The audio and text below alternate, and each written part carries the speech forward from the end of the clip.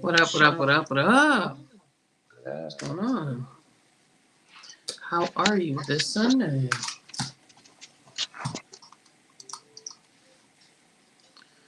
What's going on? What's going on? What's going on? Let us know where you're tapping in from. Got a bit of an echo. I'm Lotta with the Bakersman Collective. And of course, we got the Anthony Goes, the best brand ambassador in the game. yeah. Uh, Ooh, wait. Okay, yeah, I'm about to switch phones. okay.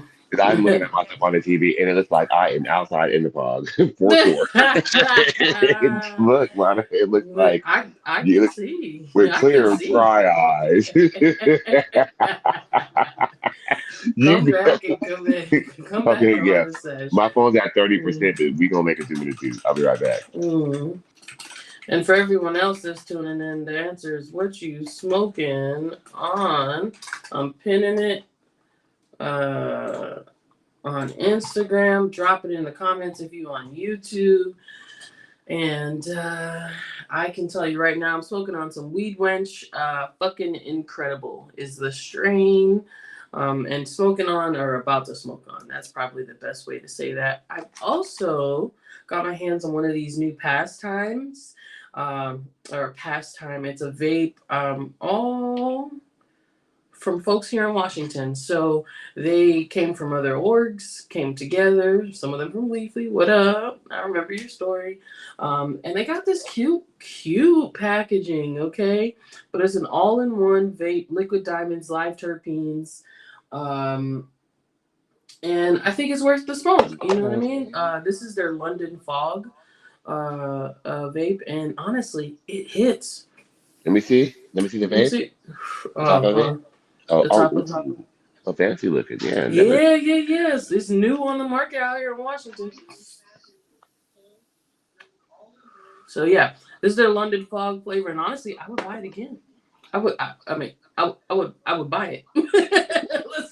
Let's start How there. bad it is. Let's start there. Okay, so this Sunday we have some amazing guests, and I'm gonna. Normally, we give you a little 1-2 about us and how our week has gone, and so on and so forth. And D'Anthony, I mean, if you want to get through that, so we can get our guests up here, I would love to hear how your show went in Vancouver. Oh, the show was cracking last night. I've been doing so much like promo for the single that dropped. I did a radio interview and Mhm. all kind of stuff. But the show was lit. It was a great time. Everybody liked it, and it was really cool. Okay, good, good, good. So, yep, dropping a new single, "Not in the Mood." All Everybody's right, loving that's it a too. So tune in, stream it on all platforms. I am working my way downtown, walking. I'm just playing. I am what do you call it? Rolling this joint up. I'm And about to get on so that same vibe. yeah, what you rolling up? What you smoking on? Cut it off real quick. Let me see what it's like. It's fine. Um, I got, I'm out here in Portland right now, so I how to grab some stuff from out here. Yeah, where'd you I hit? got some Green stuff. News. Yeah, oh, you already know. I got some stuff Mm-hmm. called The Funk, and I got some stuff called Blue Fire. The funk. That a lot of Hmm. funky strains been coming out lately, like lifestyle in You know Washington why? got cyberfunk. Why? It's the funk. Gotta You have the funk. We want the want the funk. funk? Gotta have that funk. Uh, All right, dope. Okay, so yes, our guest today we gotta find out what they on consuming in their markets because you in Portland, I'm in Washington, and our guests are coming to you live from DC. You know what I'm saying? Washington DC. And mm-mm. right, I want to know what they smoking on that side. You know what I'm saying? May hopefully not that presidential OG. Okay, so today I'm bringing up Ashley and Leosa. No, excuse me, that is wrong. That is Losia. Let me get that name right because I'm fucking up. Mm-hmm. Okay. Losia, all right, of the Bud Brunch out of Washington D.C. Mm. Uh-oh. Oh, Oh, we we're we like, we see some of you. We see some oh, of you. hold on. Uh-uh. Uh, We uh, we hold were on. watching the wide angle. We didn't. Uh, Oh, There we there we go. go. yeah, There yeah, There we yeah. go. Hold on. Oh, I I Hey. like all the rotation. I like that. Hey. Hey. Make sure we can get everyone in the view. How y'all doing this morning? We're Good, amazing. We're good. doing wonderful. Okay, so who's Ashley and who's Losia? I'm Ashley, Okay, okay. Yeah. and we are the Bud Brunch. Could you give our audience a little bit of a rundown on who y'all are and what you do? You Absolutely. go first, or I take it? You take it. Okay. Yes. Well, I'm your co-host, Losia. Mhm, My brand is actually Grow with Lisa. I'm a home grow advocate. mhm, Definitely promoting people to grow their own and or advocating to making sure that you have home grow as part of your legalization, because you do not have full legalization unless people have the freedom and opportunity to grow. Um, so just hosting events around home cultivation since 2016 when DC legalized through Initiative 71. mhm. That was one of the great things that we were afforded the opportunity to do for was home grow. Yep. Moved to Maryland, couldn't grow, so I joined Maryland Normal, and we helped legalize recreational cultivation and adult use as well. And Maryland, DC, Virginia is legalized. So what do? We go, we Mhm, educate the masses, and that's where Bud Brunch was actually something that started back in 2017. We had six of us, six wonderful Yeah. ladies, mhm, who decided to get together and do a show. We did one great episode, went out with a bang, We did. and then circled mhm. back years later, and here we are with my wonderful co-host Ashley. Yes. So Okay. I got Yeah. my start in the cannabis game doing events. And then interest in cannabis science came. So in 2024, I graduated with my master's of degree in medical cannabis science and therapeutics. Clap Yes, that. from the Mhm. Baltimore School of Pharmacy. So now I'm able to educate individuals as a consultant and my community about cannabis and cannabis medicine and just how to make the plant work for you the best. Ooh, love to hear Like it. Love to that. I hear like it. that. I think we thank you honestly for coming to the show Thanks for and what you've done for the community because it's very aligned. Well, who's cooking? What's the brunch part? What's the food part? Like, Oh, that's what I want to know. Like, look, well, he cheers. said, "Where's the food?" Yeah. Cheers. What y'all drinking though?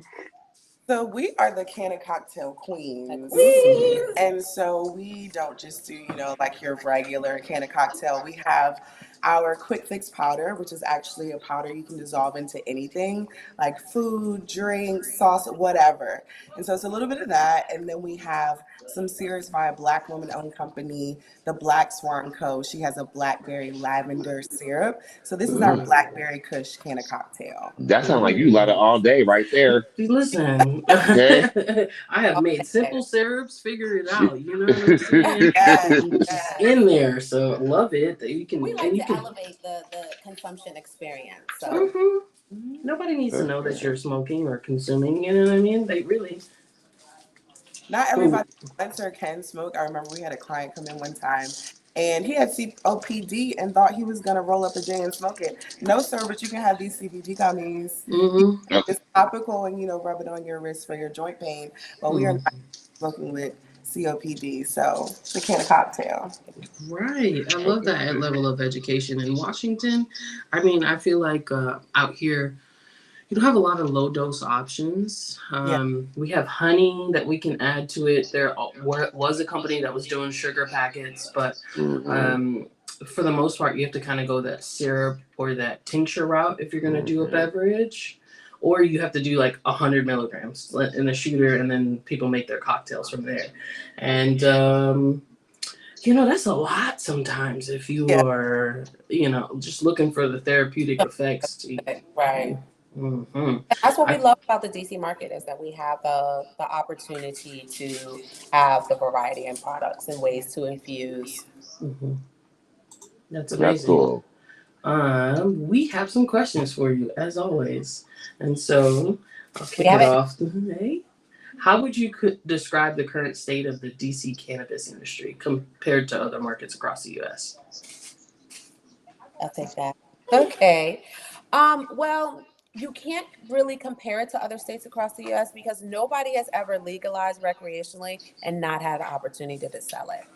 So DC has just totally, I guess, kind of created their own kind of little pocket within the industry. A lot of people will kind of chalk that up to, well, aside from the writer that was stopping DC from being able to sell recreationally, that, you know, it was kind of like a test market.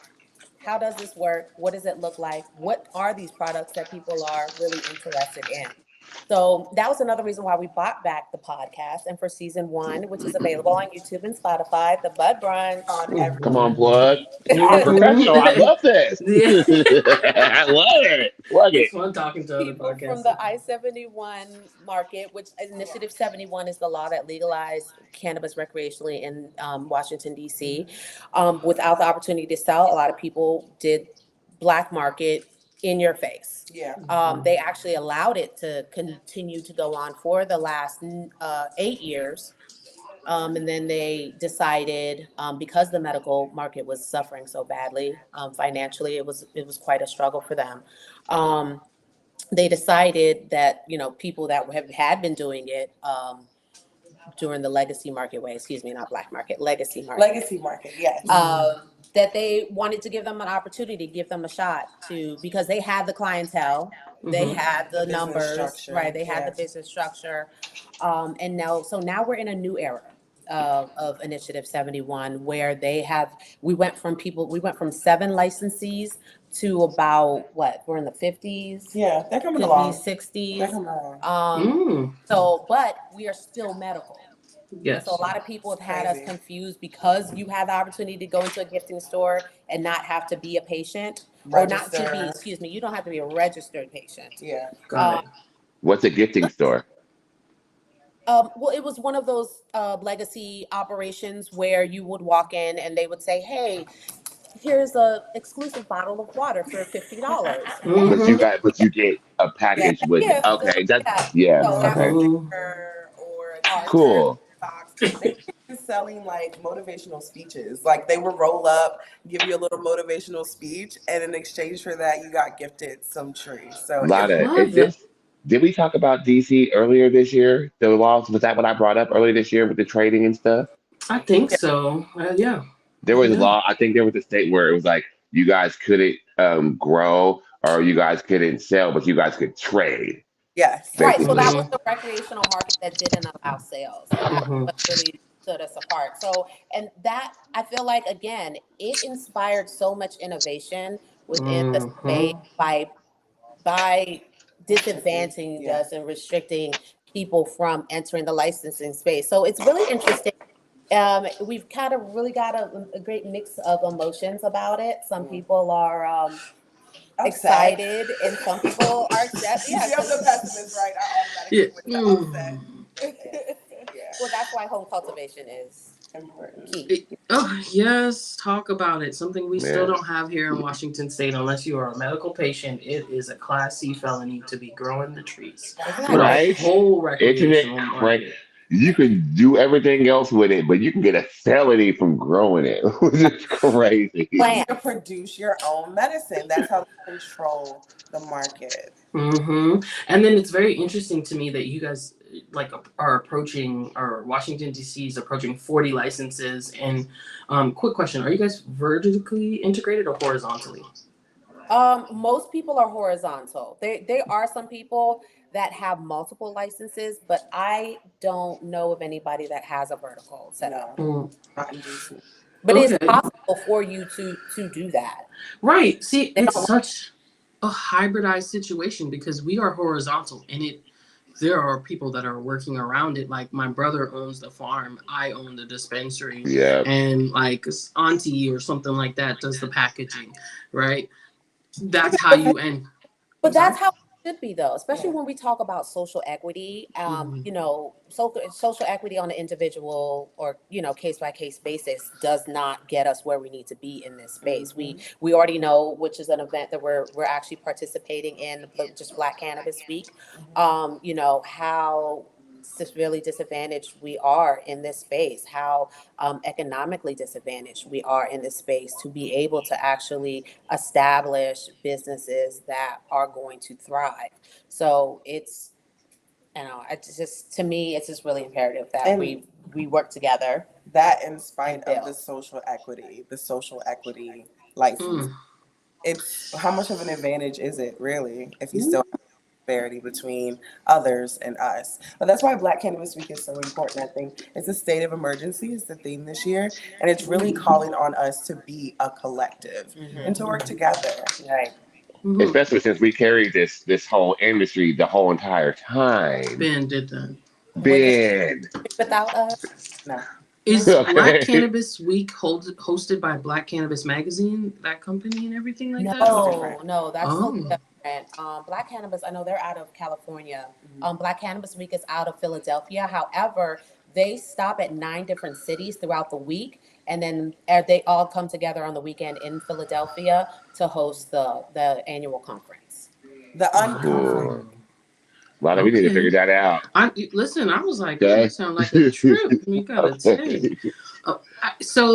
To touch on your point about the social equity, like we have after 10 years of legalization, started to focus on social equity here in Washington State, and my goodness, you're right. I think we have seen, at least in my experience, the most ownership from people of color, but we have also seen predatory inclusion through this process. Uh, Poor selection in the businesses set up to run it, and I think that's why we had multiple versions, right, of social equity here. So and now we're sort of on phase 3 because phase 1 had 2 parts.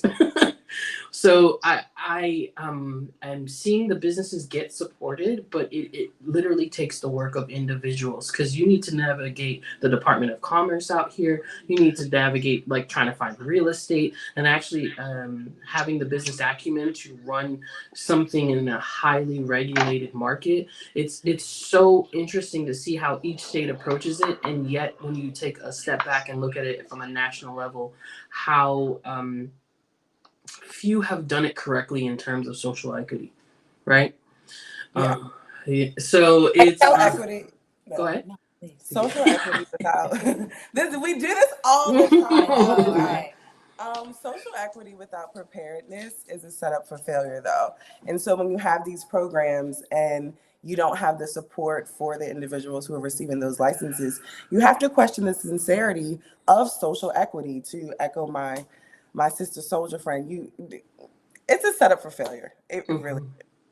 Now there is somebody in California. Her name escapes me. However, she was a social equity applicant who had the resources, right? She Mhm. bought a block and got everybody who's part of her supply chain a license. That is how you do social equity. That's when it Absolutely. really is able to be impactful, because now you're then creating the jobs, and they host events together, like everything they do together, because you can't make money unless I make money. And the Right. example of that too, of how not having social equity can impact us, is one of the first Black female licensees, and only Black female licensees from the first round of licenses in the DC market. They pretty much blackballed her. Shonda. Yeah. The growers blackballed her. They didn't Wow. sell to her, or if they did, they were not giving her competitive enough prices for To her survive. to survive in this industry. So that Why? is Ooh. so important that Y'all we is feeling have the our real. house in the space. Y'all is No feeling the matter real what right now. happens, we always prevail though. Oh, Yeah. absolutely. She went outside into other markets and she's still Killing in the the game. game. Yeah. Yeah. So. Absolutely. You don't want to deal with me, no problem. Not only am I going to tell them how you are approaching Mhm. working, but I am going to move on and find business elsewhere. They have You one know of what the I mean? running dispensaries in the city with one of the greatest locations. Yeah. She's like in DuPont Circle area. Yeah, right downtown. Downtown. Right. Because Got that real location is everything definitely Yes. when you're working. talking retail. Location. Okay, so you've already given us some. What unique challenges do cannabis businesses and consumers face in DC, given the complicated local versus federal landscape? Well, definitely registration. I think because it's medical and you have to register, you have to give your personal information. We're in Fed land, we're in government land. So Yeah. we're I 71 Occupation zone. right, occupation. So to put your name on record as a cannabis patient, even though it's still federally illegal. So people don't want to go through that hassle when before they could go into an I-71 shop with your ID showing you're 21 and get gifted some cool socks and an eighth. Or they could go right across the line to Maryland where it's rec and it's adult sales and they don't have to register. Right. Right. So, and it's literally right there. So y'all losing money. Yeah, and I think a lot from a business perspective, being able to sit in on some of these meetings, they've created a new agency where they combined the cannabis commission and the alcohol board together, and those are the people that kind of oversee. They don't make the rules, but they oversee rules that are passed by people that don't know anything about this industry or space. So is that a positive effect that they No, have then it's or very negative? negative effect because the business owners are frustrated. The business owners are losing money because they're people that don't know, have no idea about this industry, and they're trying to take something that is an old industry of the alcohol industry and applying it to cannabis, but also Hmm. restricting you with the 280E taxes by not being able to really generate the funds you need to actually thrive in this space. The people that we had to interview on season 1 are people that are passionate about cannabis. Yeah. They love what they do. They love educating people about the medicinal benefits of the plant. They love breaking the stigma surrounded by it. But what they don't love is what is happening within the administration and the limitations that they have to be able to run really successful businesses, Yeah. especially for the fact that they've laid the groundwork for us to be where we're at With today. I-71. Yeah. 100%. And it's a pain point felt by anyone approaching the legal cannabis game in any state. Honestly, we have a contentious relationship with the LCB here, right? Some people have an open door, but I'm going to say it's contentious because the access to speak to them has been limited intentionally in this year. And then, so we get the Cannabis Advisory Council, which is one meeting once a quarter, but only the first meeting, which was held, I'd say, last month, is going to be open to the public. The rest is like, now it's the council. We got your representatives, right? Wow. So we can sit down and all talk with them. We don't actually need to hear from you. And then they've removed your ability to like public testimony or public hearings for their policies are separate from Look at their their actual board faces. meetings. Yeah, girl, This is when I real. like it is a thing, and so as an aged market, I'm telling you, pay attention and stay on that ass. Yeah, Yeah. You feel absolutely. me? Yeah. I don't think until we get some sort of descheduling or rescheduling on a federal level, it's definitely an uphill battle in every state to ensure that we have markets that work for patients and businesses. Mm-hmm. Okay, love to hear it. Dancing, you want to hit him with the next question? Yeah, because I really want And to shout out know. to the 'Cause folks. before I ask this question, I do a lot of my own research too, and I came across the gifting situation, and it was interesting to me. So, how has the gifting economy model shaped culture and business in DC? And do you think it's sustainable long term? I think it shaped culture as far as like creating a community. Like the people who Hmm. started during Initiative 71 still work with each other, still support each other's businesses. And all of them were the guests on our first season, which helped us relaunch the Bud Brunch. So it definitely created community. I'll say it shaped the culture in a huge way. And I also Yeah. believe, like, now, since we talk about it is legal medically, it kind of gave that recreational vibe and feel, which you will see that, like, when you walk into different dispensaries, some will give very straight edge medical. Mhm. You're in a place to get your medicine, but most of them will give you that vibe that, hey, like, you feel like you're at home, you're at your homie's crib, or you're going to pull up to the man that Yeah. you know and you trust. to get your medicine. So I definitely feel like it's helping to break the stigma around cannabis by being able to present other ways and other mediums for us to connect through music, through art, Hmm. through motivational speeches, like whatever it is. Yeah, definitely help build that community, like Ashley said. And I think the lounges too. Like, I don't know if you guys have lounges in Washington. Mm-mm. No, we So don't. Classy felony. yeah, we have these lounges, and I think that speaks to the beginning of I-71 when we had the pop-ups and they were parties. So having the lounges be a part of the medical space is nice because you can kick back, you can consume, you don't have to worry about the stigma that's out there because you're with other like-minded people in a social setting. It's a beautiful thing. It broke barriers, and it definitely paved way for New York, because New York had a Mm. gifting market for a while as well. Like a lot of Mm. people, again, we were the guinea pigs for the East Coast to see Mhm. what does that legalization actually look like on a recreational level. Are people going to be, going wild and crazy and smoking weed Pass everywhere it out. and weed plants, growing on every corner, or like, are people going to be civilized about it? And I think that DC has done a really great job at showing that, responsible, mature stoners. I think when we talk about sophisticated stoners Sophisticated as well, stoners, which is yeah. something that we're going to touch on in Season 2. season 2 of the Bud Brunch podcast, which is coming to you guys this fall. Yes. See, I think you guys can be sophisticated though because you Mm. guys have these situations where y'all can go chill and Mhm. do those things. See, I feel like on the West Coast, we go from sophisticated to like super educated Mhm. Mhm. stoners. That's my Mhm. I opinion like because we to. can't. What you say, Both. Lotta?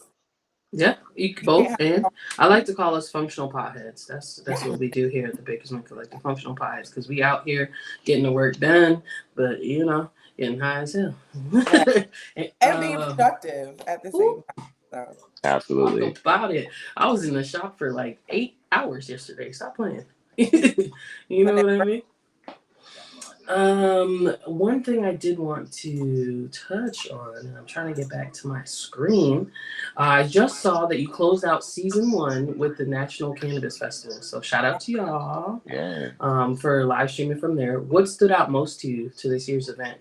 And whether from the panels, vendors, or community vibe, like what was it?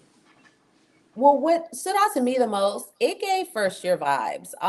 Because of the change in going, with this was the first year where they had transitioned a majority of the I-71 gifting shops to actually medical medical. stores. Mhm. So the events part wasn't quite figured out.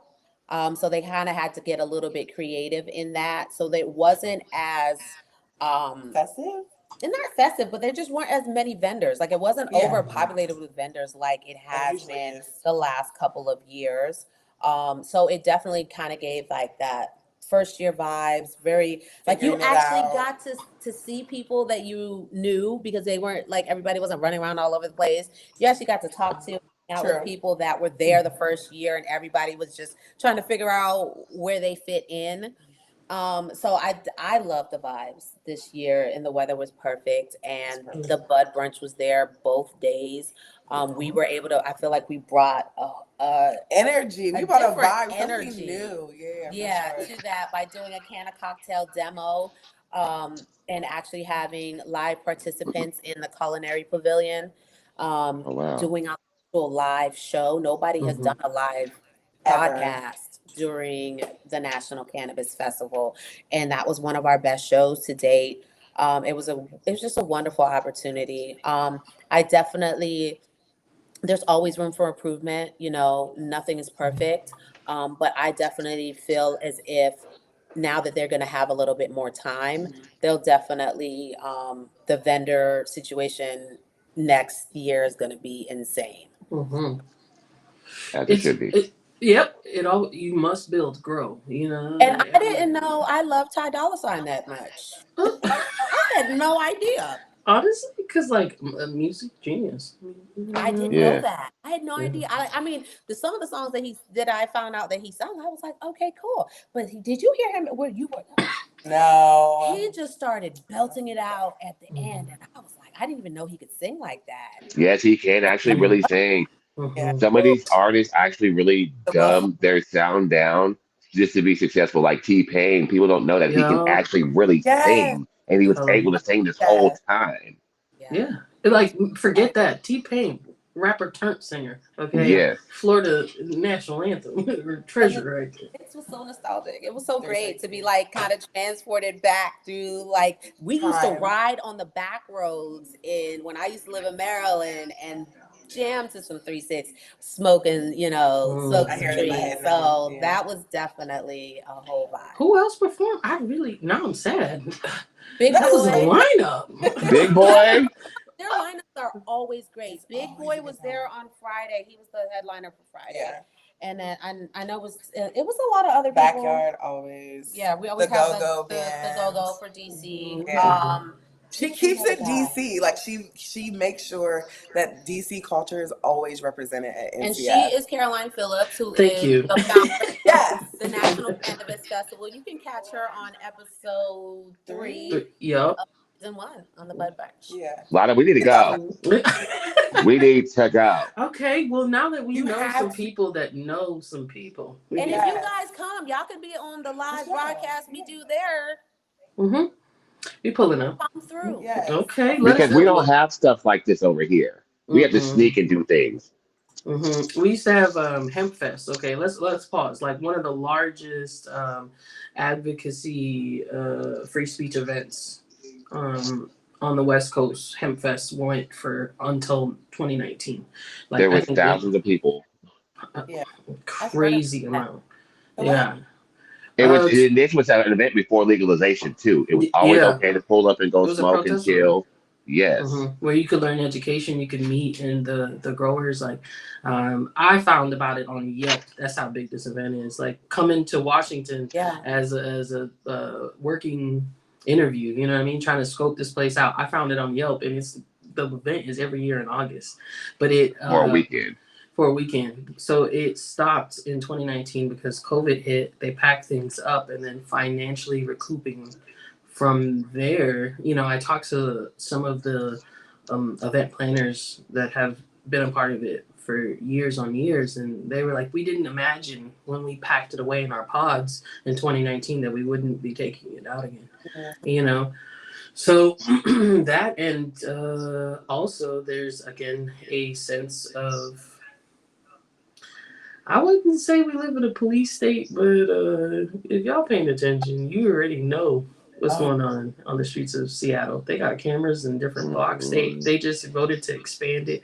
So something like the Hemp Fest, I hope they partner with people that care that much about this plant to bring it back. And just to give you guys a little more visual on it, because I feel like what we're even telling you is not even visual. It looked like a music festival. It looked like a music festival. There was Down by the multiple water. different.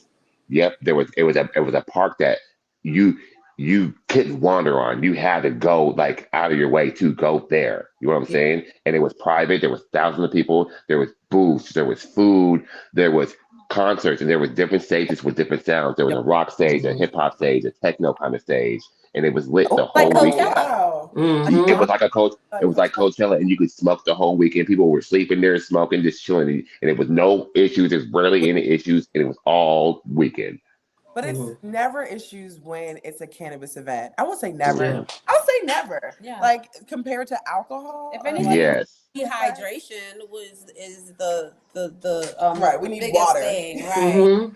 Water. But I think too, sorry, to go back to that one question, you think I think the I-71 gifting market, it gave people pause. Like people were breaking the laws straight in the government's face and didn't care because how dare you tell me I can grow something, I can have it, but Yep. and them being able to just stick it to the man. I mean, there were some people that were made examples of, but again, they helped pave the way because without them, there wouldn't be any clarification to the law to then allow the gifting market to continue the way that it did. Yeah.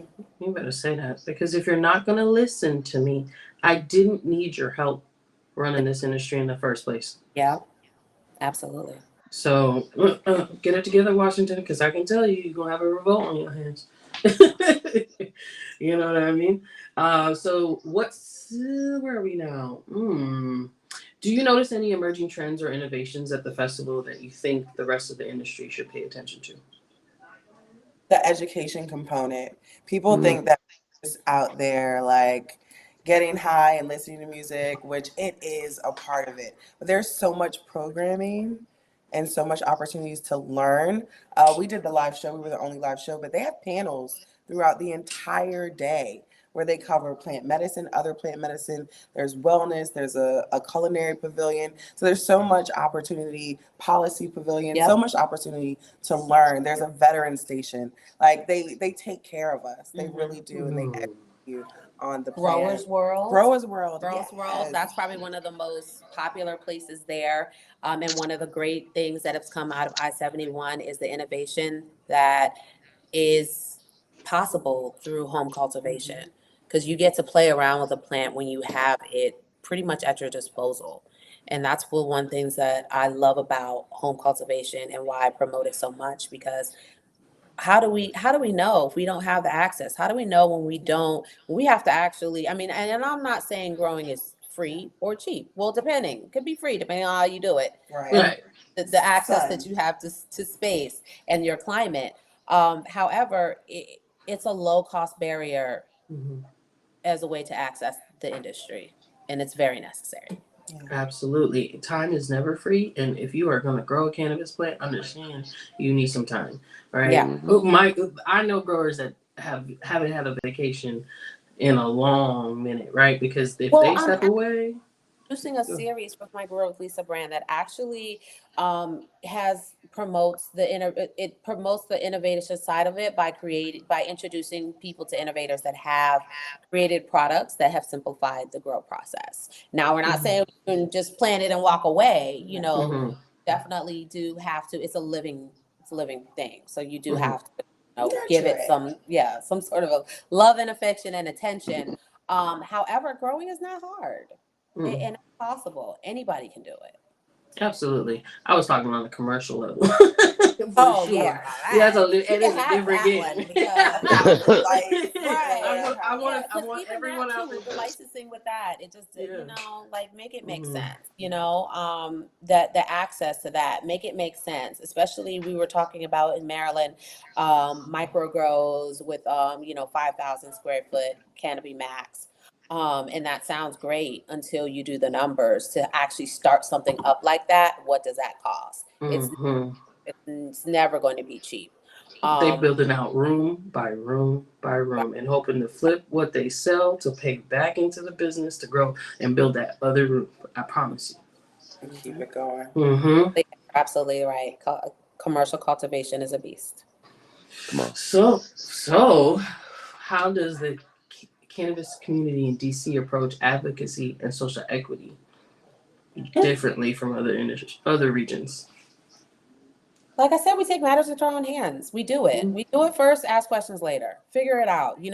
I think again that we realize that is the path that you need to take. You just need to take action and see what they do Yeah. following up. And 9 times out of 10, they are introducing legislation that does either clarify yes Mhm. or no.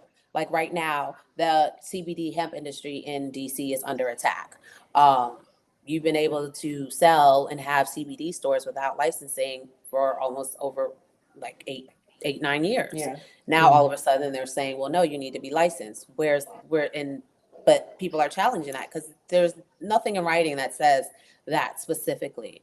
A couple of people kept operating as is, and they were shut down. And now they are challenging that through legal action, through Mhm. DC, and now there will be clarification. So I think that we're still very much advocating because we don't have full recreational as the things that was what we voted for. That's the goal. Yeah. Mhm. I So love So you it. guys voted for one thing, but got something else that you didn't vote Always. for. yeah, yeah. Wow. That's actually the name of the episode that was Yeah. featured on Viceland Weed Kit when they came to kind of do the difference. We are like the opposite of Amsterdam. where Amsterdam can sell it, but they can't grow it.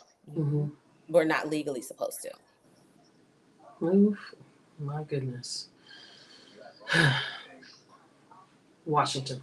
That's crazy. All Right. of them. Right. Both Washingtons need to On get the it opposite together. end of Man. the coast. In your opinion, what role does storytelling and media, like the Bud Brunch, play in shaping perceptions of the industry? It's such an important role. I think being able to allow people and give them a platform to tell their stories is super important. Chronicling and capturing those moments so that History. people can learn from them, I think was super important about season one. Um, and it gives us an opportunity to reconnect with people as far as their storytelling as well. I believe, as on top of what Ashley said, when we got to 10 years of legalization in Washington, D.C., and all of those stores that were operating that through that time, especially through the challenging times when these gifting stores were taking, the mayor of D.C. did nothing. We did not celebrate the fact that we came together, legalized something that is benefiting this city, and nothing was said about it. You will only find out about the last 10 years and the people that have impacted the last 10 years of cannabis on the Bud Brunch podcast. Yeah. That's the only place that you're going to find that. Unbiased, unfiltered, and it's coming straight from their mouths. It's not a story from someone who heard it or saw it and interpreted it. It's coming from those actual pioneers in the industry. Wow. Thank you for what y'all do. You know what I'm saying? Round of applause to Yeah, for real. y'all. It's definitely, it takes a village, as Yeah. they say, and definitely like you guys sharing what's happening in Washington State. I didn't know that. Right. I was Yeah, I mean, this is honestly, I value what y'all do because I would not really know what's happening on the ground without it. You know, I've tuned into the Bud Brunch as soon as you came across. I started watching the episodes on YouTube, and I see it because that's how I started. I came to Washington State and went into a dispensary and it didn't represent me. You know, the people that were in there, and it's 2016. I'm trying to figure out what's going on. So I started asking questions, and I was like, well, if I'm gonna ask these questions and have these conversations, I'm gonna start recording them. You know what I mean? And from 2019, I worked my way into the cannabis industry in 2020, and because at a certain point of like season 3, I was like, okay, I'm gonna need to figure out what this is looking like for myself. I've talked to every level, and it is all a mess. Like I won't know until I do it, right?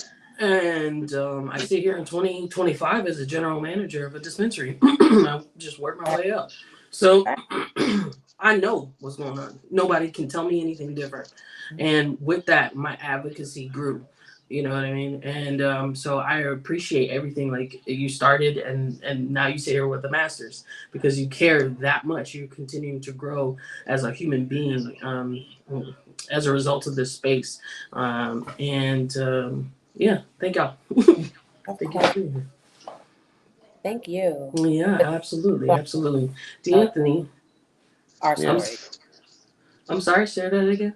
No, I said thank you for this platform for us to be able to share our stories. Because, we have the opportunity to talk all the time. To be able to talk to others and talk from our perspective is really great. and someone in a different market with different experiences. And like we said, we've learned so much about Washington just in this conversation. And that's what it really needs to happen is just conversations between people who are in the industry, sharing experiences and giving feedback. And so this is really important, what you're doing. Absolutely. There's no way we can fight on a national level if we don't bring our national experiences together.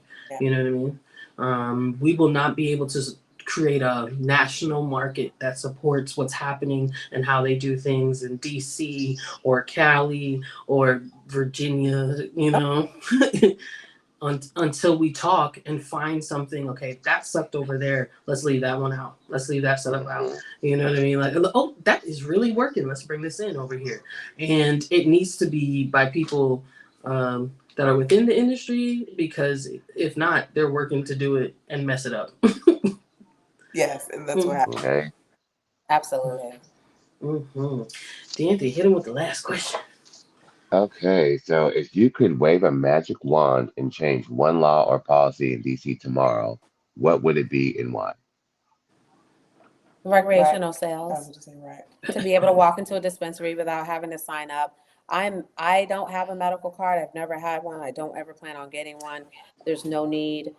Grow your own weed. But if I don't have the opportunity to grow it, I shouldn't have to go through the process that they make people go through. And it's not free.